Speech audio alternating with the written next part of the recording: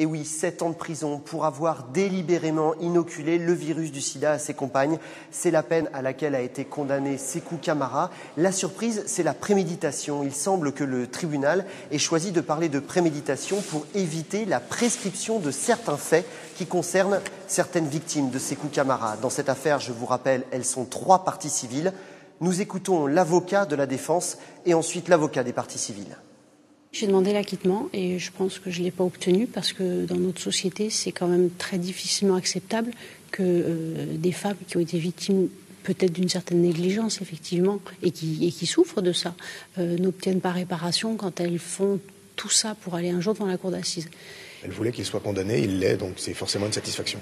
D'une part, effectivement, elle considère qu'il représente un danger, et puis d'autre part, elle cherche à démontrer depuis le départ que cette contamination est volontaire, ça passait par cette déclaration de culpabilité.